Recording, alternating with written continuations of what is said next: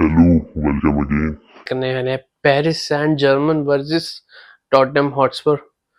तो आज आपने देखा होगा सुपर कप का फाइनल कैसा गया। मतलब बोरिंग तो नहीं था। बहुत सिनेमा था। बोलते ना एब्सोल्यूट सिनेमा, वही था। तो आज हम बात करेंगे अभी लाइनअप्स के बारे में। मेरा भाई लैपटॉप ऑन है, इसमें देख लेता हूँ। तो पहला हमारा था शेवाइलर, कीपर जो पेरिस ने भी साइन किया है जस्ट 5 to 6 days एगो। Yes, if I am not wrong. और डोनारुमा स्क्वाड से बाहर कर दिया है। और एजेंट जो प्रेस कॉन्फ्रेंस में आके बोल रहा है, प्रेस कॉन्फ्रेंस नहीं, जो अपने इंटरव्यू दे रहा है मीडिया में, तो वो तो फायर ही है कि आपस में बीफ हो गई है भाई दोनों के बीच। वो खैर अलग बात है, इस मैच के बारे में बात करेंगे। लेफ्ट बैक होते हैं मेंडिस, सेंटर बैक्स की पेयरिंग है पाचो एंड मार्किनियस, एंड राइट बैक है हकीमी एंड सेंटर मिड्स आते हैं, मतलब double pivot, not centre mid है हमारे, डबल पिवट है Vitinha and जायरे emery. Left left भी नहीं बोलूंगा मैं, कैंप पे है हमारे डेजिरे डुए, बारकुला लेफ्ट विंग पे, Dembele centre forward and right wing पे है क्वारट्सखेलिया यानी क्वारा डोना। तो इस लाइनअप से मैं आपको एक बात बता देता हूँ। लाइनअप में हमारे दो की प्लेयर मिसिंग है। फर्स्ट है हमारा क्या नाम था, फाबियन रुइस। सेकंड वन है हमारा छोटू किमिक, रूबन नेविस, जाओ नेविस। यार रूबन तो वहाँ खेलता है ना, Saudi. Sorry sorry, my mistake. Second missing है हमारा जाओ नेविस।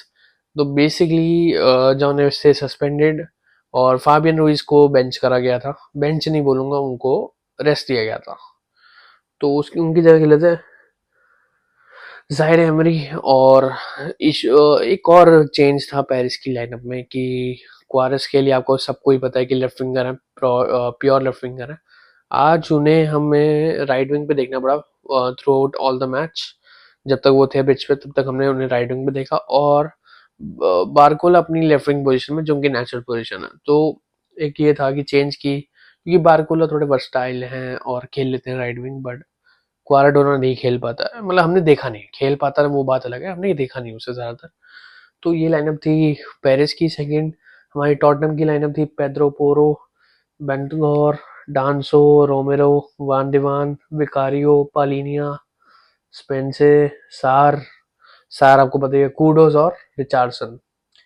ये हमारी स्टार्टिंग लाइनअप थी दोनों टीम्स की। और तो मैच के बारे में बात करते हैं, इनका काम खत्म हो गया। तो मैं शुरुआत करता हूँ टॉटनहम से। टॉटनहम मेरे को आज बहुत अच्छी लगी थॉमस फ्रैंक ने। एक अच्छा इंटीग्रेशन करवाया हाई प्रेस का, हाई लाइन पे। हाई लाइन मैं मतलब कह नहीं सकता हाई लाइन थी, वो एक मिड ब्लॉक पे थे। धीरे धीरे वो हाई लाइन से मिड ब्लॉक पे आए जा रहे थे।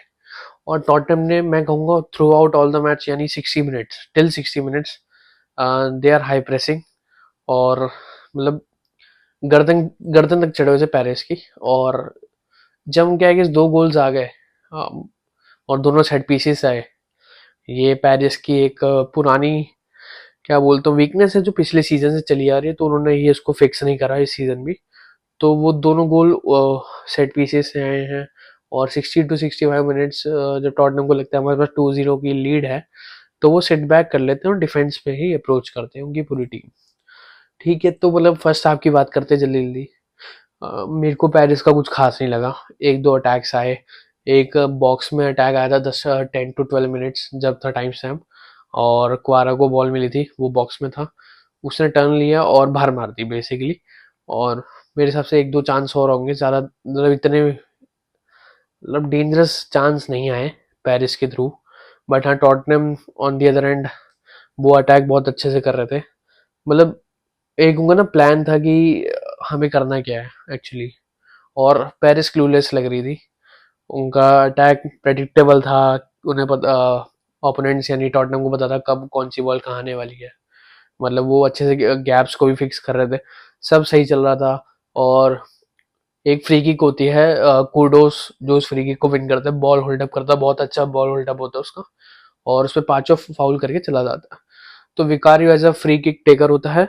और पूरी टीम पेरिस के बॉक्स में होती है टॉटनहम की, और एक दो players just outside the box for recovery. और विकारियो बॉल मारता है अच्छी सी, और कोटी रोमेरो का हेडर आता है।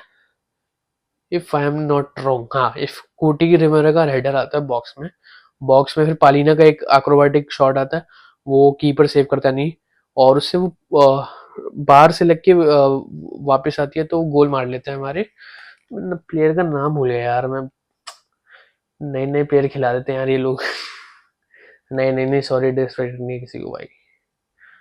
हमारा गोल था पहला वैन डिवान का, हाँ वैन डिवान, जब बॉल लग के वापस आती थी तब गोल मार लेता है, ओपन नेट था उसके लिए। बाकी अच्छा गोल था, देखा जाए तो केओस मचाई टॉटनहम ने बॉक्स में, और एक अच्छा सा गोल मार दिया।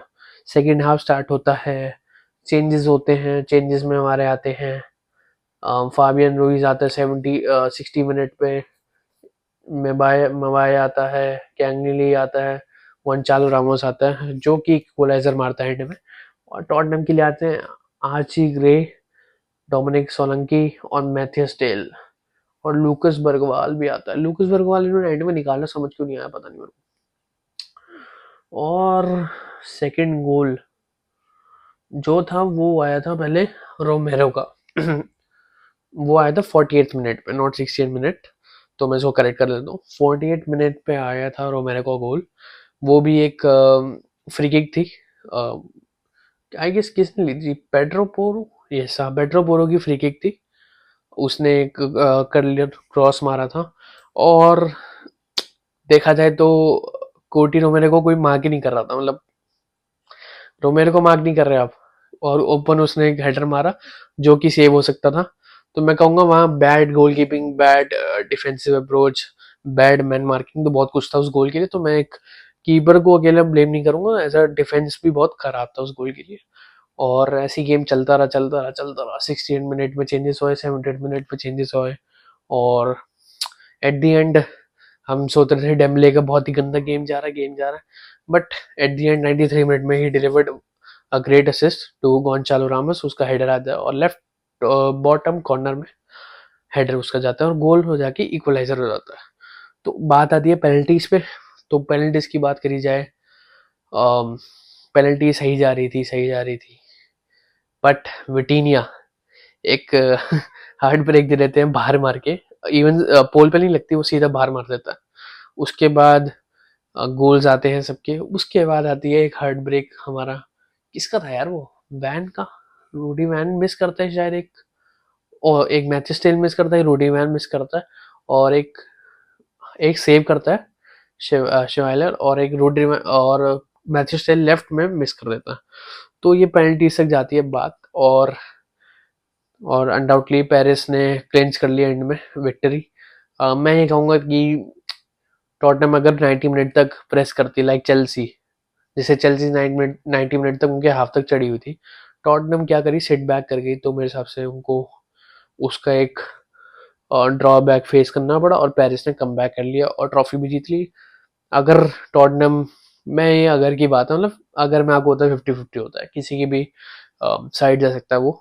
तो मेरा एक ओपिनियन या मेरी एनालिसिस है कि अगर टॉटनहम उनकी चढ़ी रहती 90 मिनट तक, मेरे हिसाब से टॉटनहम निकाल जाती और वो सुपर कप के भी चैंपियन हो जाते, तो 2 ट्रॉफीज आ जाती उनके लिए यूरोप की, और टॉटनहम और चेल्सी भी डोमिनेट करते हैं ऐसा ही प्रीमियर लीग क्लब्स। तो ठीक है, टॉटनहम मेरे हिसाब से फ्रैंक एक अच्छा कोच है, थॉमस फ्रैंक, तो वो मतलब ऑब्वियसली उसका एक डेब्यूट था, यूरोप डेब्यूट, क्योंकि वो एक मिड टीयर क्लब को करता था कोच, तो अब वो आया एक स्पर्स, वो भी कोई अच्छा क्लब नहीं है, बट एज अ यूरोपियन उसका डेब्यूट हुआ, वो भी पेरिस के अगेंस्ट, और वो भी ट्रेबल विनर, ऐसा नहीं कि एक यूसीएल उठाया, ट्रेबल विनर पेरिस के अगेंस्ट। और क्या कहूँ मैं ज़्यादा से ज़्यादा, मे बी यहाँ अगर स्पर्स जीत जाती तो पेरिस को तो थू थू होनी थी भाई, पूरा ट्विटर रो देता कि भाई ट्रेबल विनर के बाद स्पर्स से हार गया, ये हो गया। तो ठीक है, मतलब पेरिस ने अपनी बचा लिया भाई अपने आप को, और 70 मिनट तक मैं कहूँगा कि लुइस एनरिके भाई सबके जाने के लिए बड़ी थी।